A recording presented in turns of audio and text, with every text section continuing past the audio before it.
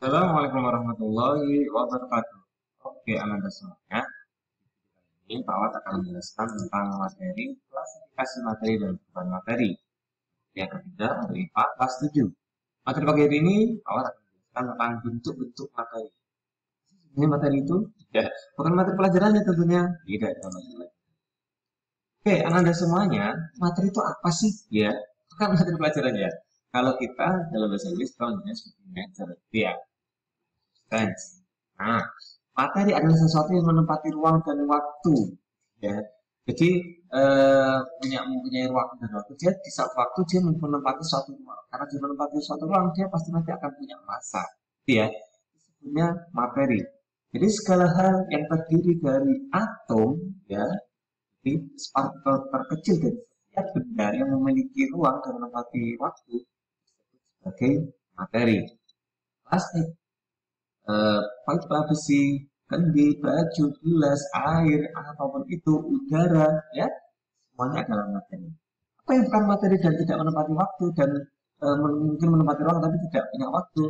Seperti contoh kalau bukan materi, cahaya, ya, saat, lalu mungkin alam yang tidak berada di dalam kita, dia pahala, dosa, malaikat, itu tidak materi. Mungkin yang kita harus baik dan sebagainya. Bukan materi. Jadi kalau ada jelas bisa kita sentuh dan seterusnya, ya pada waktu tersebut dia disebut sebagai materi. Sekarang kita ke klasifikasi materi. Nah, apa sebenarnya sih itu materi?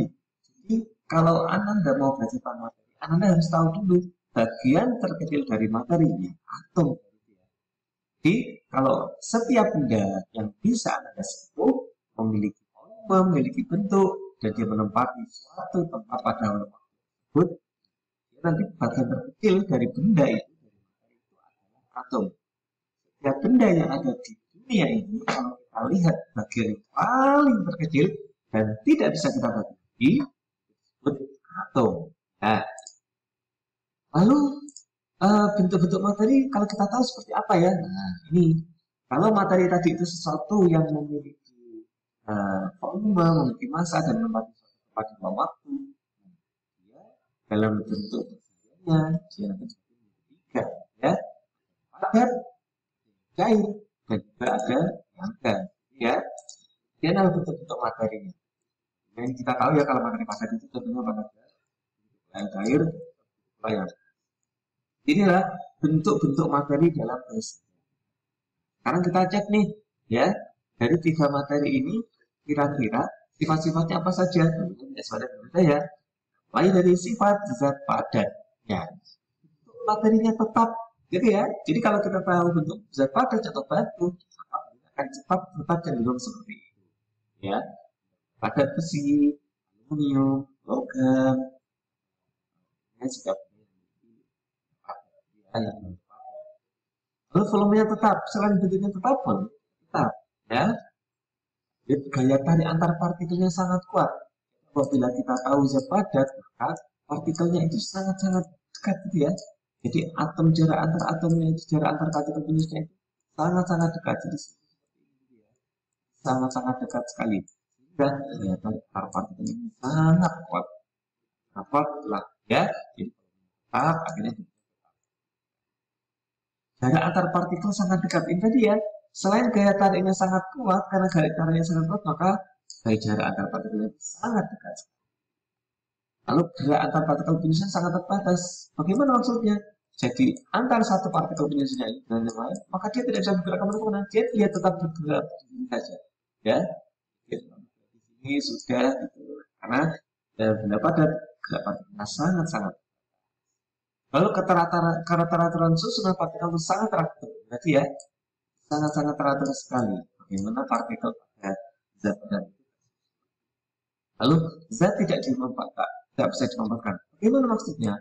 Apabila kita memiliki besi, ya, maka besi ini tidak bisa kita jadikan ukuran semisal menjadi ukuran lebih kecil sekali. Tidak bisa ya, karena volumenya sangat padat, gaya antar partikel itu sangat padat, maka tidak bisa kita perkecil lagi atau kita manfaatkan.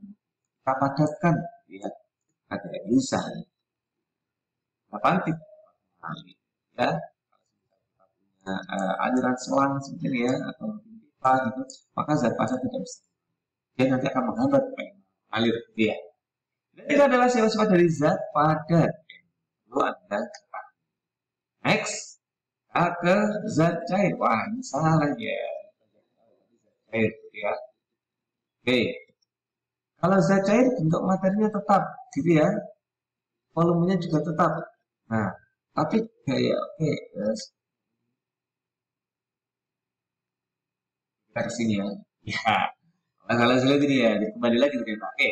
Zat cair. Nah, ini ya, kita ke zat cair atau liquid.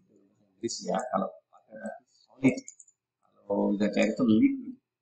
Nah, kalau zat cair bentuk materinya bisa berubah tergantung tempatnya. Kalau kita punya air, kita tempatkan pada botol labu didih, nanti kita pindahkan ke beker gelas gitu ya. Kita pindahkan ke tabung reaksi atau kita pindahkan ke botol sirup. Maka air, misal kita punya air 100 ml gitu ya, maka air ini tetap air. Ini akan berubah sesuai dengan wadahnya. Diletakkan di wadah yang berbeda, maka air ini akan memiliki yang berbeda juga. Volumenya tetap ya, nah, nanti meskipun berubah, tapi volumenya akan tetap 100 ml. Volumenya air itu akan selalu tetap, ya tidak bisa berubah. Daya tarik antar partikelnya lemah, gitu ya. Kenapa lemah? Karena kalau air, partikelnya ada rendah-rendahnya dan sedikit tidak teratur, gitu ya. Jadi tidak pada tadi, ya, tidak ya. Tapi ada jarak dan ada ketidakteraturan, ya. Diingat waktu dari saya cair seperti itu ya. Jadi sehingga daya tarik materinya itu sedikit lemah, tidak sekuat pada tadi. Jarak antar partikel renggang ya, kerenggangan seperti ini, distance, jarak. Gerak partikel penyusun sangat terbatas, gitu ya. Jadi kalau dia hanya bisa ini lalu kembali lagi adalah gerak partikel. Soalnya keteraturan susunan partikel kurang teratur ya. Zat tidak dapat dimanfaatkan sama seperti zat padat ya. Jadi kalau kita punya air ya, misalnya kita taruh di dalam gelas, nah, maka air ini semisal jumlahnya adalah 100 ml. Maka tidak bisa kita tekan sampai nanti menjadi 50, tidak bisa ya. Nanti zatnya tidak, volumenya tidak. Tapi air zatnya dapat. Tahu kan ya? Kalau padat air mengalir pertama dan sebagainya gitu ya. Jadi kalau air itu adalah sifat-sifat dari zat cair. Dan ke zat yang terakhir, zat ini, yakni zat gas. Kalau zat gas bentuk materi bisa berubah, gitu ya. Bentuknya bisa berubah sama seperti zat cair tadi ya. Kalau kita punya zat gas, kita taruh di balon atau pelembungan gitu ya, maka dia akan menyesuaikan seperti itu. Kalau punya bentuk seperti ini, ya dia akan menyesuaikan. Bentuk seperti itu, ya tetap zat gas ini sama dengan air, ini akan menyesuaikan. Tapi volumenya juga berubah. Nah, ya. Kalau tadi zat cair tetap volumenya, tapi ini bisa dirubah volumenya, gitu ya. Misal kita punya zat gas pada di sini dengan volume 100 kalau bukan mililiter ya bisa juga mililiter.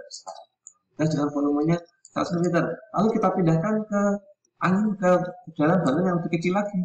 Maka dengan volume yang sama tapi bisa dipindahkan ke balon yang lain.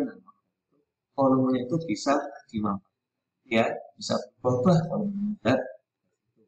Daya tarik antar partikelnya sangat lemah. Nah, zat gas itu jarak antar partikel sangat jauh. Ya, antar partikel dengan partikel yang itu sangat berjauhan. Hampir tidak ada partikel ataupun itu ya. Daya antar partikelnya sangat lemah. Daya tarik antar partikelnya sangat renggang. Daya partikel penyusunnya sangat bebas, gitu ya. Tidak kemanapun dia sangat jarang sekali bertemu dengan partikel yang lain. Keteraturan susunan partikel sangat tidak teratur dan zatnya bisa dimanfaatkan ya. Dari volume kalau kita punya udara atau zat gas dengan volume berapa bisa kita padatkan menjadi volume yang lebih ya. Dan ada. Kalau ada zat keseimbangan apa ya? Ya, terima kasih itu untuk sifat-sifat dari zat-zat berbentuk zat karakteristik